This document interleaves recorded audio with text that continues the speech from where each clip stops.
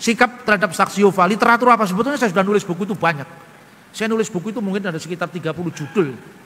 Baik itu buku teologi, buku budaya, buku kebangsaan, itu banyak. Salah satu buku yang menjawab saksi Yehova itu judulnya Haruskah Anda Percaya pada Saksi-Saksi Yehova? Itu gara-gara saya jalan-jalan dapat traktatnya orang saksi Yehova. Haruskah engkau percaya kepada Allah Tritunggal? Nah, Allah Tritunggal kok dipertanyakan haruskah engkau percaya? Mestinya yang pertanyaannya diganti, haruskah Anda percaya kepada saksi-saksi Yehova? Lalu saya tulis di situ.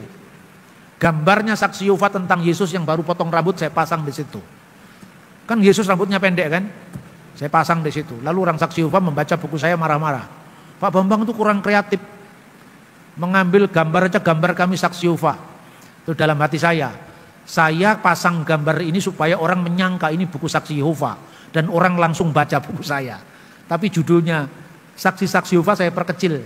Supaya dianggap itu bukunya mereka dan dibaca. Kira-kira baru 2 halaman. Pasti mereka bertobat. Karena apa? Dia lihat literaturnya sudah langsung pusing itu. Itu ada 2 kemungkinan. Pertama saksi Yehova minder. Minder karena wah kalau gitu bener nggak kesimpulan saya. Misalnya saya katakan. Lalu saksi Yehova bertanya, Yesus itu siapa? Yesus itu kalau Kristen ya Tuhan dan Allah. Kalau Tuhan is okay Pak. Jesus is my Lord. Seperti Lord Charles. Tuan tanah, Tuan takur itu kan Tuan Pak. Kalau Yesus Tuan Yesus oke lah. Tapi kalau Yesus itu God, masa ada ayatnya Pak? Kita membaca ayat. Firman itu bersama-sama dengan Allah dan firman itu Allah. Saksi Yehova nanya, kalau Yohanes bersama-sama dengan Markus, apakah Markus adalah Yohanes? Ya bukan. Jadi kalau Yohanes bersama-sama Markus, Markus bukan Yohanes. Kalau firman bersama-sama dengan Allah, apakah firman itu adalah Allah Pak? Allah, saya jawab gitu dan saya ajarin jawab Allah. Kenapa? Kalau Yohanes bersama-sama dengan Markus ini kan orang yang dipisahkan oleh ruang dan waktu. Bicara tentang Allah itu bicara soal ruang apa? Bukan. Allah itu tak terhingga. Allah tak terbatas. Contohnya, Allah beserta orang yang sabar. Allah bersama 1 juta orang yang sabar. Apakah Allah menjadi 1 juta? Tidaklah, kenapa? Bukankah Allah itu cuma 1? Beserta dengan 1 juta orang yang sabar di 1 juta tempat yang berbeda-beda. Karena Allah tidak terikat oleh ruang, tidak terikat oleh waktu. Jadi pertanyaanmu keliru. Kalau Yohanes bersama Markus, Markus bukan Yohanes. Sekarang saya bertanya, apakah sinar matahari yang bersama-sama dengan matahari itu bukan matahari? Oh itu bagian dari matahari, ya sudah. Apabila roh kamu bersama-sama dengan kamu, roh kamu bukan kamu, bagian dari saya Pak. Kalau rohmu tidak ada, almarhum Pak, selesai. Benar apa tidak? Jadi logikamu itu tidak jalan. Jadi saya punya 2 jurus untuk saksi Yehova itu. Jurus pertama adalah jurus pengusiran.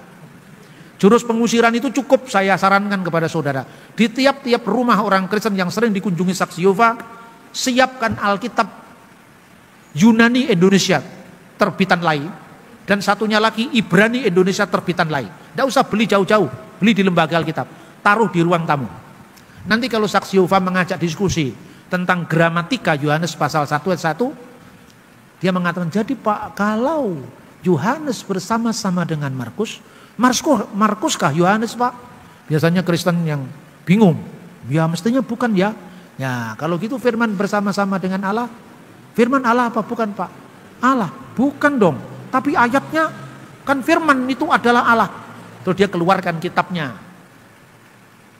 Kitab suci terjemahan dunia baru. Nah ini Bapak lihat ini. Pada mulanya sabda itu ada. Sabda itu bersama-sama dengan Allah huruf besar. Sabda itu suatu Allah huruf kecil. Nah ini Pak. Jadi Allah yang kedua ini huruf kecil Pak. Kenapa huruf kecil? Bukan Allah beneran, itu bersifat seperti Allah. Di otak-atik lagi. Siapa di antara makhluk surgawi yang mirip Allah Pak? Gabriel namanya tidak menyentuh apapun. Mikael, apa artinya Mikael? Mi, siapakah? K, seperti El Elohim. Siapakah yang seperti Allah? Nah inilah Yesus sebelum turun ke dunia. Dia adalah malaikat Mikael. Itu kan di otak-atik asal cocok toh. Terus saya tanya, gini, saya juga punya Mikael. Siapakah seperti Allah? Sekarang saya bandingkan bahasa Indonesia. Cantik itu menarik, cocok enggak? Oh cocok Pak, setiap orang cantik itu menarik untuk dipandang mata. Ya, menarik itu artinya juga menyeret. Cocok Pak. Jadi cantik artinya menyeret. Enggak begitu Pak. Lah itu logikamu. Salah itu logikamu. Nah itu latihan seperti itu. Kalau Anda tidak cukup untuk melakukan argumentasi secara teologis, cukup. Kenapa kamu terjemahkan firman itu suatu Allah huruf kecil? Begini Pak. Di teks bahasa aslinya, kata yang diterjemahkan dengan Allah itu, kalau firman bersama-sama dengan Allah itu pakai kata sandang tetap. Tapi untuk firman adalah Allah tanpa kata sandang tetap. Coba sekarang kalau jemaat biasa diajak ngomong begitu, kira-kira nyambung apa tidak? Kan kelihatannya saksi Yehova ini paling pintar kan? Enggak, itu hanya ilmu yang dihafal. Makanya saya tunjukkan ini Alkitab bahasa Yunani, Indonesia Anda taruh di ruang tamu. Ketika dalam bahasa aslinya Pak, itu tidak ada kata sandang, langsung kamu buka. Tolong dianalisis teks aslinya, ini dalam bahasa Yunani, pasti dia pamitan. Itulah jurus pengusiran. Ya, tapi kalau jurus penobatan ajak cerita tadi. Kalau Yohanes bersama dengan Markus, Markus bukan Yohanes. Tapi kalau firman bersama Allah, firman harus Allah. Karena apa itu tadi? Allah itu keberadaan yang metafisik. Tidak bisa ini hitung dengan aspek ruang dan waktu. Ini mirip aja pertanyaan orang yang suka mengganggu kita itu. Orang Kristen itu paling bodoh di dunia. 1 tambah 1 tambah 1, masak dengan 1. Kan 3. Terus saya tanya, siapa yang nyuruh nambah? Kenapa tidak kamu kalikan? Coba 1 kali 1 kali 1, tetap 1. Kalaupun ditambah, Tuhan itu tak terhingga. Kalau 1 ditambah 1 kan 1 terhingga, 2 terhingga, 3 terhingga. Sekarang kamu tambahkan, tapi tak terhingga, tambah tak terhingga, tambah tak terhingga Pak. Tak terhingga juga. Jadi salah metodologimu. 1, kedua. Ini ganti saya yang mengganggu. Apa keesaan Tuhan itu penting? Penting sekali Pak. Enggak terlalu penting itu. Jadi orang mengatakan keesaan Tuhan penting, saya ngomong enggak penting. Penting bagi manusia, tidak penting bagi Allah. Untuk apa? Ketika Tuhan menegaskan identitasnya, dia tidak mengatakan akulah Allah yang esa, tidak ada ilah selain aku. Ketika Tuhan menegaskan identitasnya kepada Musa, aku adalah aku. Keberadaannya yang diungkapkan, bukan jumlahnya dulu. Ketika kemudian Tuhan sudah menyelamatkan bangsa Israel, ya kan, ini contoh umat ini. Akulah Tuhan Allahmu yang membawa engkau keluar dari tanah Mesir, dari tempat perbudakan. Baru kamu sudah ditolong oleh Tuhan. Sekarang apa balasanmu kepada Tuhan? Jangan ada ilah lain di hadapan hadiratku. Itu bentuk komitmen umat kepada Tuhan. Nah sekarang tarik mundur ke belakang. Sebelum ada umat Israel, sebelum ada manusia, sebelum ada malaikat, sebelum alam semesta, Tuhan dengan siapa?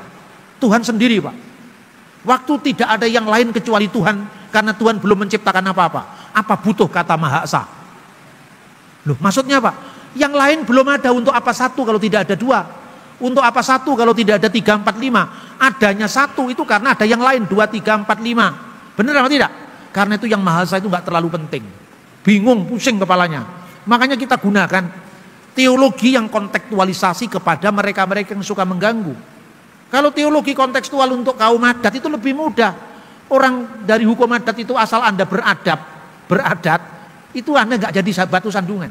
Mereka tidak mengerti dan kita kasih pengertian. Tapi yang menjadi sulit adalah orang yang sok mengerti, ini yang jadi masalah. Ini harus ada metodologi sendiri. Minta maaf yang sebenarnya harus saya katakan. Banyak sekolah-sekolah seminari belum berpikir terobosan ini. Apa yang saya pikirkan? Bagaimana komunikasi lintas agama, komunikasi lintas budaya, strategi komunikasi tidak menyakiti orang lain, tidak berperkara dengan orang lain, aman secara hukum, ramah secara budaya, namun tetap benar secara iman. Itulah konsep bersaksi tanpa melukai.